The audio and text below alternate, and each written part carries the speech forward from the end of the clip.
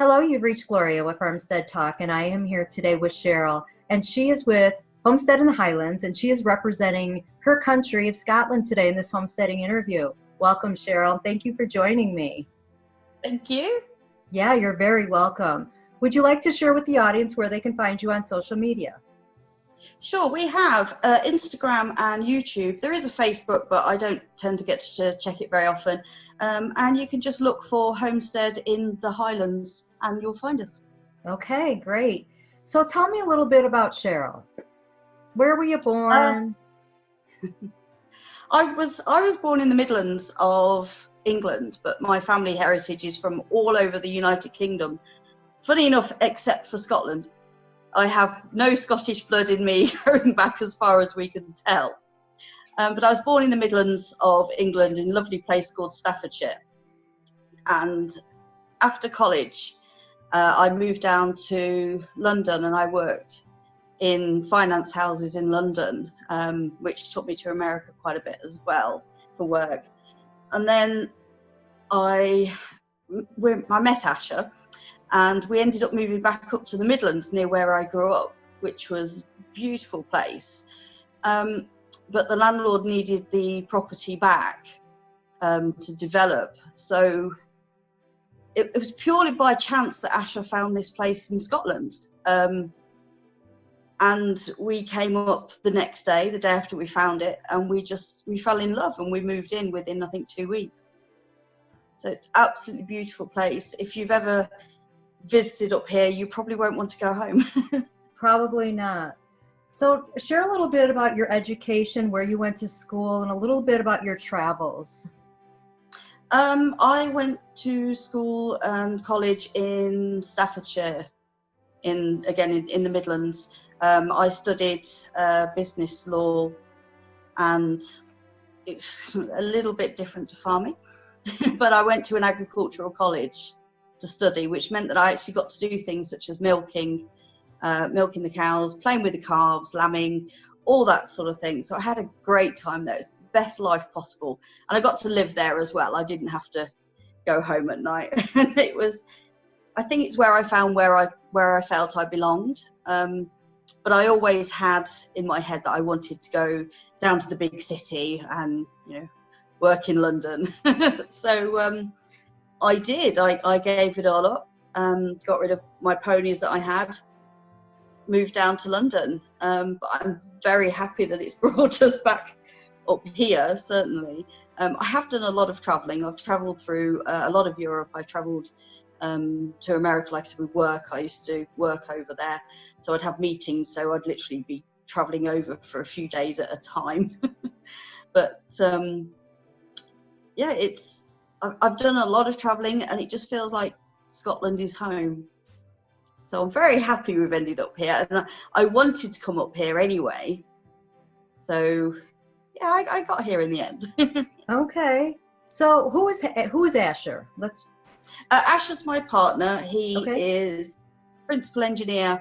He's technically a water engineer, but he's a computery side of water engineer. But also a scientist. It's quite an interesting discipline that he does. But he gets to do things, like he develops things that don't exist or didn't exist until he did his PhD. And then from his PhD project, it was so successful that a business grew out of it. But his business is actually based on the south coast of England. So he doesn't go down very often because it's... So is it just you two that live out there at the homestead? It's just the two of us here, and lots of animals, obviously. It would be nice at some point to have some other people here, but at the moment it's just the two. It's just the one house. So we get to do pretty much what we want. But it gives me, when there's no other people around, it gives me leeway to, if I'm having a bad day, because I do suffer from depression with my fibromyalgia. So if I'm having a bad day, I can go out and just sit in with the sheep or the cows. And so yeah, the life here is very much, the animals are there to help us through any problems that we have as well. And they So I don't know, they're more like a family than a farm, I suppose. So tell us a little bit about what the homestead looks like, the actual property, your community there that you live in, the population, and actually like the culture of where you're living. A lot of the houses are now holiday homes, unfortunately, in the area, but the farmers still farm the land. Everybody's been here for a very long time. The farmer opposite, his family have been farming the land for over 400 years. So I've literally come into a community of very much rural life and farming life. The farm that we have is 100 acres, and there's a mountain just out there, out of my view, beautiful mountain, Ben Rinnis, and there's forestry land on 3 sides of us. So we really are secluded, and everybody around here is so nice. The culture is very much inclusive. You don't get a lot of activities until the summer. Everybody goes to the agricultural shows. Everybody does. Everybody goes to the farmers' the market for the animal market. Everybody goes. It doesn't matter if you're selling animals or not. You go to the big ones twice a year because it's a social occasion. Everybody goes to those. It's quite strange. The New Year, Hogmanay, is obviously a big party around here. We have a whisky festival once a year, and everybody goes to that. Wow, it sounds lovely. It's really nice. They're very accepting people. Normally, if certainly in the UK, if you look at a very rural community where everybody's lived here for generations, a new person coming in, you wouldn't expect them to be accepted in. But in Scotland, they accept everybody. They're happy to have anybody. They're happy to have new people come in, and it's a really, really nice place. And the farmers around here, they'll all help me. Asher was working away in November, December time. So he was 600 miles away. My tractor broke down. I couldn't get any hay in for the cows or anybody. And another farmer, I just called him up, said, anything you can do.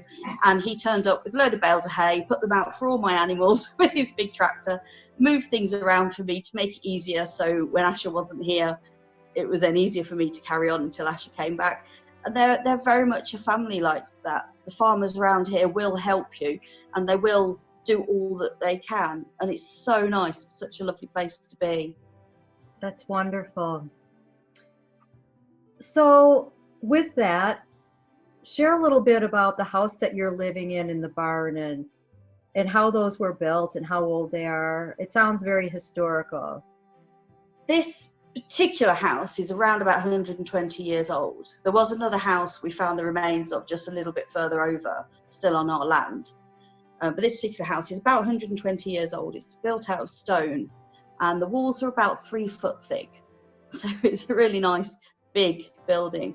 And all of the houses in this area were actually based on sort of Viking longhouses, the way that you'd look at them. So we only have windows on one side of the house. Oh, sorry, 3 sides of the house. We don't have them on the north side because obviously that's very cold. So that's how it was built.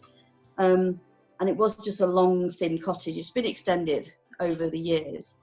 But we also have barns that we've dated them up looking at maps to about 200 years old. So we have a big stone barn that's like that.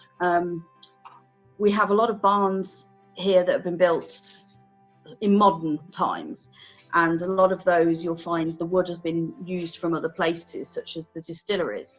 So we had a barn that was hit by a tree and had fallen over a few years ago, and we've just been using the wood to make things. And as you're chopping the wood up with a mechanical saw that goes really quickly and it heats the wood up, you suddenly get a smell of whiskey. So that's cool. It's a lovely place, but a lot of the barns around here are made from reclaimed wood, and there are so many distilleries. That's the local supply of where to get them. Yeah. So we do have that. The farm itself used to be a little bit bigger, but they sold a bit of land to the forestry, and also we have peat cutting rights for the whole area, because the ground is peat, and just up that way a little bit in the forestry there's a peat field, and that's where everybody used to get their fuel from for their burners. So for their Argers, their Rayburns. So it's quite nobody tends to do that anymore because it's not environmentally friendly these days to be cutting peat up, but it's just another little bit that is allowed, and I go straight into the forestry land from where I live, and if I was to walk sort of about 15 miles north through the forest, I would come to the beach straight from the forest. Oh my gosh, it sounds so beautiful. So tell me a little bit on that beautiful land that you live, about the animals that you have, and what's their purpose? Well, we have chickens for eggs. We have turkeys just for the fun of them. Asher said to me one day he wanted turkeys, and I thought he was mad. I've never had turkeys, and I went to look at a friend's turkeys and found I could have conversations with them and they'd talk back to me. Hold on. Dogs, behave. I have 2 dogs, which are currently trying to get attention. So yeah, I got him 3 turkeys, and I love them. They're hilarious. They're full of character. So we'll have their eggs. We have geese, which are guard geese, and at the moment they're probably stopping me from getting to my house more than anybody else, but they can be quite vicious when they want to be, but that's what we wanted them for. We also have goats, which I got originally for milk, but then Asher decided he didn't like goat's milk, so we now have 4 miniature cows, and I'm hoping to breed 2 of them, so we'll be able to get the milk from the cows. We have the sheep for their fleece, because I do weaving and various other things as well. I've tried felting. I'm not very good, but I'm pursuing it. I quite like it. What else do we have? We have the horses, and the horses are here. A lot of them are rescues, and they're just here to end their days. But some of the horses we do actually use for things like harrowing and pulling logs around. So we try to put animals to use where possible. I do have a breeding pair of golden pheasants, and they're just because I like golden pheasants. Okay. So most of the other animals have a purpose in life. Sounds great. So tell me about the ponies and the work that you did with some disadvantaged kids. Yeah, I had some love. I don't know why I get on really well with teenagers, especially teenage girls, and I used to have them come to our yard with our horses, and I'd basically see what horse they got on with. And if there's one they got on with particularly better than the others, I'd say, okay, well that's yours to look after. And they'd come to us, and they'd learn the discipline required to look after horses, and they'd muck them out. They'd tend to them if they weren't very well. They'd make up their feeds. They'd put them to bed. They'd ride them. They'd exercise them. If they can't be ridden, they'd lead them in hand. They'd just spend time with them, and they turn out to be very relaxing for people that have problems. If you've got a lot on your mind, such as some of these children, I mean, some of them didn't even have a home. They lived in a care home, but they found like a best friend in one of the horses, and they would share all. You'd just see them. You'd see them go from stressed and anxious about things. They'd go to the horse, and they'd know that if they held all of that, all of their upset in life, if they held all of that in with them when they're working with the horse wouldn't work with them. So they had to let it go. And they'd come and they'd stay with me quite often. So they'd be staying on a beautiful farm. It was when we were down in south of England, but we still had a nice farm. There wasn't as big, but they would stay in this lovely place where they didn't have to worry about any of the problems that they have at home. They weren't worrying about what they're going to eat. They weren't worrying about any of that. How are they going to afford to get to school? Because I just drive them there. And it's wonderful. And I saw some of them turn from they had no hope in life, and they didn't know what they were going to do, where they were going to be. They didn't know where the next meal was coming from. And some of them have made something to do with my animals their job. And then they've got a purpose in life. They've gone back to college. They've gone back to school. They've learned new skills, and they've gone and actually got a trade and something in life. And there's 2 of them, certainly, that I know of, that are working and earning enough money that they now have a horse of their own as like their pet, rather than having just dealing with the good grace of somebody who'll let them ride them for them. So it's really nice to have seen them over the years, how they've grown. Sounds like equine therapy at its best, right? It's fantastic. It works for me. It works for the children. Because with me, my fibromyalgia brings depression on quite a bit. And I mean, I've got a horse out there. I've had her now for 17 years. And if she could talk, I'd be embarrassed. She would tell all my secrets. But if ever I'm having a bad day, they know it, and one or several of them will come up. They're intuitive. They know these things, and they just help. And all the animals on this farm. I totally believe in that. So share a little bit too now about where these ponies came from and how you rescued some of these ponies. Yeah, some of them came from Welsh Pony Rescue and Rehoming Trust, which is in Wales. And Sam, for instance, she's a lovely little pony, perfect for children. At some point in her life, she'd been really, really well trained. She's one of the best trained ponies I've ever come across in my life. And she had been dumped at some point out on a common on a mountain with a load of other ponies. Somebody obviously just decided they didn't want her or couldn't afford her, and they just dumped her. So she was there for probably about 6 years, just fending for herself and constantly getting pregnant because of the amount of stallions that were there.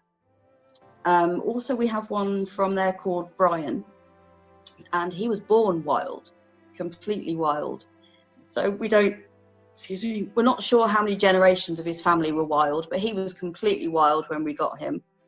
But now he's the sweetest thing in the world. He's so lovely. But he did try to kill a fair few people when we first got him.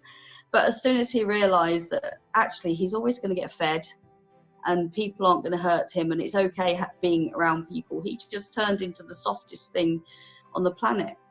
We have one called Cheryle who lives with the cows. He jumped in with the cows one day and just decided that that's where he wants to live. So we leave him with the cows.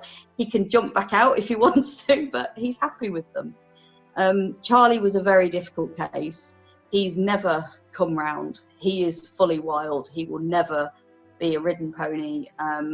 And he's here, again, he's here till the end of his days, just living in the field. You can't. Thank you so much for doing that. It saddens my heart to see so many animals that just go left unattended, or like you said, people just dump them off somewhere and then they have to fend for themselves. And some don't even have the capability. They're born and domesticated, and then someone dumps them and they don't even know how to take care of themselves. They're like little children. Exactly. So yeah, a lot of the ponies there out on the common, it was horrible. A lot of them were dying due to malnutrition, or if there was a drought, there was no water. Whereas last year, the charity actually got the Welsh Water Company to bring big bowsers up, and they were filling up the watering hole for the animals. Otherwise, so many of them would have died. And the youngsters are the worst ones. When the babies are born, if the mum doesn't have enough water, she can't produce enough milk. And if she doesn't produce enough milk, it's the baby that dies. Right. A lot of the babies get kicked by stallions when they're trying to get back to the mom. It's horrible. A lot of them die from injuries, but it used to be that a lot of them died from malnutrition. But this charities, they've rehomed hundreds of these ponies, and there's still hundreds left to be rehomed. I know. they asked me to take Charlie, and I didn't have room originally. And I said, look, if you keep him there, I said, when there's room, I will take him. And they had him for over a year. I mean, he would do things such as run through a stable wall because somebody just lifted their hand to try and get a little bit closer to him. I mean, I had him in brick-built stable, and he hurt himself trying to get through that. But he's not got good vision on his left-hand side, and I think that's why he's so nervous. And being born wild and lived wild, they were lucky they caught him. They managed to get him gelded, so castrated, so he can live quite happily here with ours. But it's horrible with him, and that I've never been able to get very far with him. He's beautiful, has amazing movement. I can get a head collar on him, and that's further than anybody else has ever got. But now he's able to just live out and just be happy where he is. We have 100 acres. He's got access to the whole lot because there's about 85 acres open, but he can jump the fence of the others. So it doesn't, the other 15 acres, the other 15 acres, he can jump if he wants to, because he does. Okay. So it's perfect for him. He's here until the end of his days. Share a little bit about the sustainable practices that you utilize in your home. We're big recyclers. Recycle anything and everything. Waste food gets recycled one way or another. The animal waste, the bedding, everything goes onto a big, massive compost heap. And then, of course, it then gets used in the garden. So that's the big thing. Any wood that comes from anything is reused where possible. If it can't be reused in building buildings or repairing fencing, then it will be used in the fire to keep the house warm. We're not big waste people. I mean, I've got lights on behind me at the moment because I'm here. Otherwise, if I wasn't on the camera, we wouldn't have the lights on this time of day. Our water comes from the well, so we don't have to worry too much about water. We have 3 streams on the property. But we're not wasteful people anyway as it is. Any clothes that become past their use are used, and I'll make rag rugs out of them, or they'll be used for when we have lambs, pet lambs that need to live in the house, we'll use them for blankets for those, or that sort of thing. We're not wasteful people. And our tractor is a 1954 little old tractor, so it doesn't take much fuel. It's not a big tons and tons of tractor to move around all the time. It's just a little one. So again, that's very low on fuel. Our car is a tiny little 1 litre car, Citroen C1. I don't even think you have them in America. They're smaller than a Mini Cooper. So wow. They really Actually, we do have a really small little car, and I think you plug it in, it's electric, and it looks like a little roller skate. I don't know what they're called, but they're really, really tiny, way smaller than a Cooper. Yeah, I mean, mine's got 4 seats, so in theory, you can have 4 adults in it, but there's only 2 of us, so there's normally only 2. But we limit our impact where possible. We recycle everything possible. We actually have people now randomly turned up and asked if they could buy some of our muck off us for their gardens, and we're like, just take it, I don't mind. But our eggs get sold to a bed and breakfast because nice. they wanted to have local eggs, and they wanted free range. And she'd been here a few times, and she'd seen that the chickens literally are completely free range.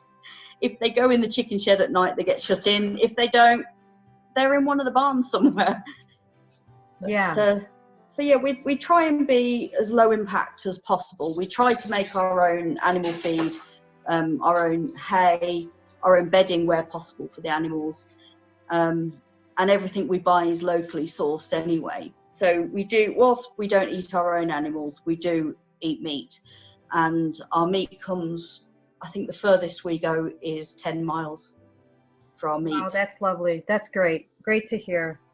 And that's from a friend's farm. So I've gone there and I've scratched the ears of the pigs, and I've seen how well they're looked after. And that is important to us, is how the animals are brought up. I don't like factory farming, and if possible, I wouldn't knowingly buy from factory farmed animals. So we are trying to have our own milk, obviously with the cows, because that's the one thing at the moment that we do buy in. But we always buy Scottish milk anyway. We're very, very good at that. We tend to eat seasonally as well. So you won't find me this time of year saying I want to eat something that has to be grown in another country. I personally don't believe in buying food from the other side of the world.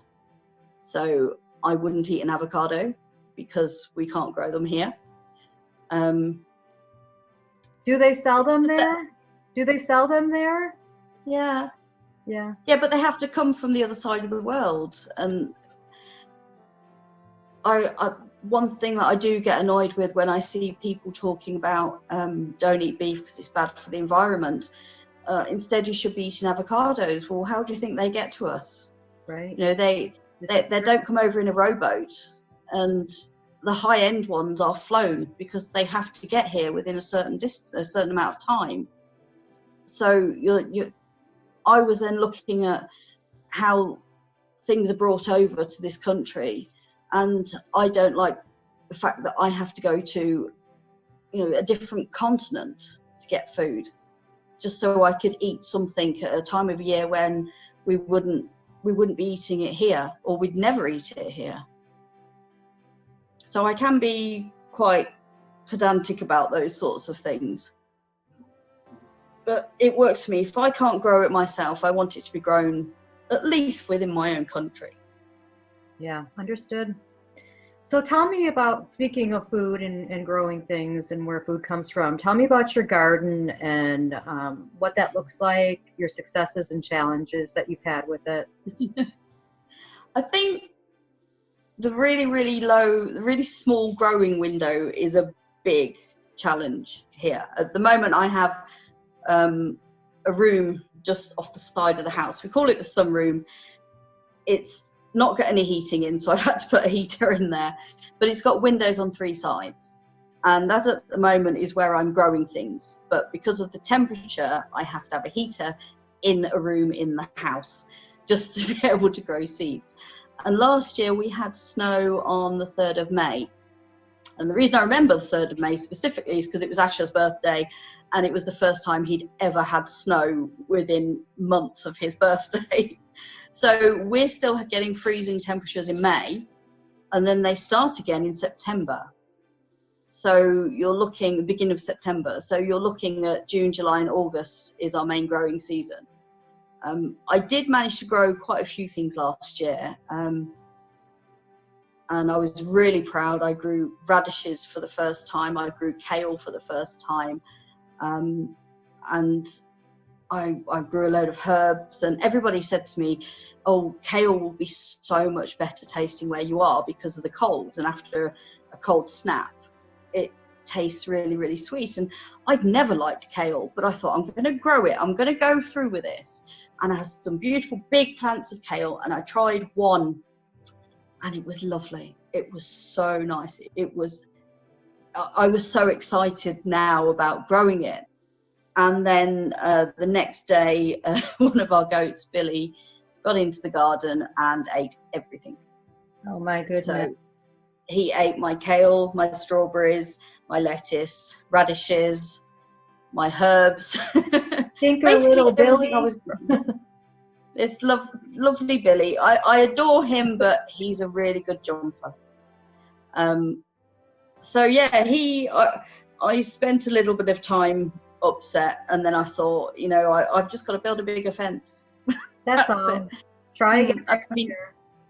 Yeah, he didn't eat my onions, so because they don't like onions, so I got onions. So that's good. And this year I was sowing my onion seeds, all excited because I got a really good crop of onions last year, And it was about 3 o'clock one morning when I just couldn't sleep. And I was sewing them, and then I went to open another packet, and I looked down at the packets that I'd sewn, and I thought, well, that's got 60 seeds in, that's got this many seeds. And I'd basically grown, I'd put in over 120 seeds of onions alone. So if I get onions this year, I'm going to have a lot of them. That's good. But it's something I can grow, and that's important for me. Absolutely. You have to do what works for you in your environments. Yeah, and that's encouraging for me that I can do that. And yeah, I'm trying. I know kale grows here. I know radishes grow. I don't really like radishes, but I grow them anyway because it makes me try things when I grow them myself. And the kale I'm growing again this year, and lettuce. So these are things that I will eat on a regular basis. I tried to grow potatoes, they just didn't work. I don't know why, they just didn't work. Scotland, the great potato producer, and I can't grow them. But, that happens sometimes. Yeah, it does. And I did have a lot of red cabbages growing over in one of the fields, and the sheep got in there one day and ate all my cabbage. So I fed my animals very well last year from my garden. Yeah, they had a nice treat. So someone enjoyed it. I am trying again. Our greenhouse, we've just got to put all the glass back in because we took all the glass out. Everything's been refurbished. We've painted bits of the greenhouse that needed it, shored bits up because it really was a mess. It had been battered over 20-something years by storms. So we've been doing all of that and getting all of that sorted. So the last bit is now just to put the glass back in, and once the glass is in, I'm good to go because I've got a compost heap that's 2 years old of horse manure from the people who used to live here. So that's going straight in my garden. Yeah, it'll be good. So I think we're getting there. I am getting there. I'm learning as I go along. Let's talk a little bit about something that I know that you love and that you are good at. So let's talk about your fiber crafts and what kind of crafting you do and where you're getting that fiber from. I do weaving. I love weaving. At the moment, my loom is still not in use, my big loom. I have a little ditty one that I can make scarves on, but my really big one is currently not in use. We were trying to build it specific because of my health, fibromyalgia. The loom that I wanted, I couldn't use because my height, I'm only 4'9.5". So we had to build me a loom, and we then ended up moving, and then everything just went mad. So it never got finished. But I do love weaving, and my fibres these days all come from my own sheep, of course, because I have 50 sheep here at the moment. And I'm crossing, most people stick to a particular breed, but I'm playing around with crossing a few different breeds to see what the fibre comes out with. And what breeds are you crossing? Oh, a fair few different ones at the moment. I have a Scottish black-faced cross Cheryle, and her fleece is amazing. It's so nice. So that's a cross that I want to do again in the future, but unfortunately my neighbour's now sold his Cherry-Hills, so I've got to go somewhere else to find them. But I have just bought 2 Scottish black-faced sheep, which their fleece is amazing anyway, but it is quite coarse, whereas if you put it with something else, it makes it softer. I have a South Down boy, which they produce lovely fleece, really, really soft. It's used quite a lot in duvets. So it's really soft, really lovely. I have a lot of Jacob sheep, where I got the Jacob fleece, and they're crossed with various different things. I've got a Jacob cross Cherry-Hill, and her fleece is better than a Jacob fleece. So I'm trying all these things. And of course I have Bantha, who is a black-nosed valet cross grey-faced Dartmoor. And grey-faced Dartmoor have quite a long fleece, and it's quite curly.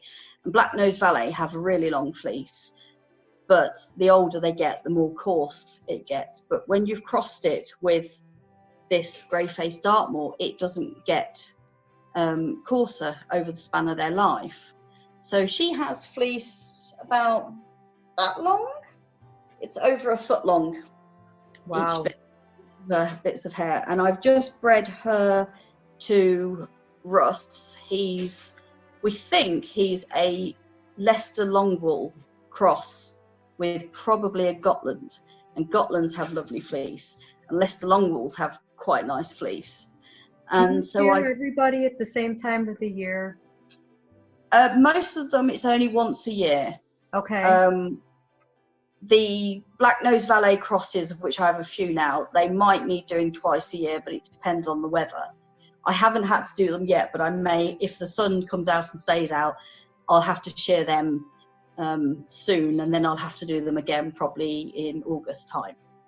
Okay. But most of them are only once a year. Once you shear them, then do you process and spin the wool yourself then?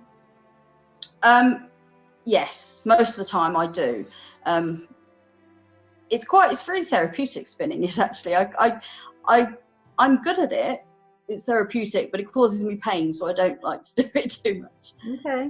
Would you like to see something that I've woven? Yes, please.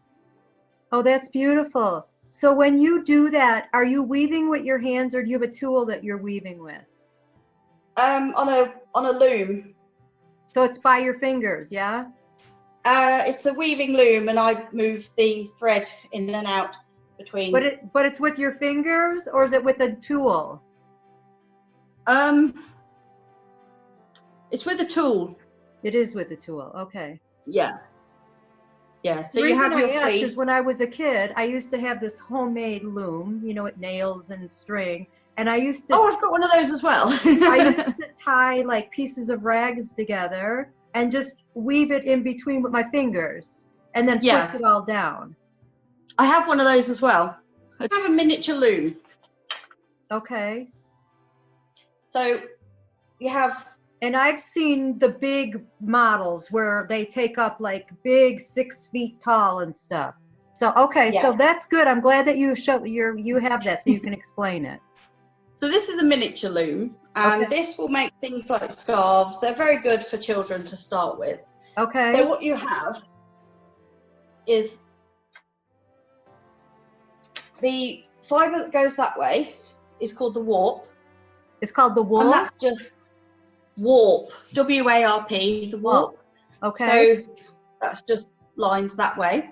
Okay. And then what creates the material is the weft that goes that way. So you'll see there the green is the weft.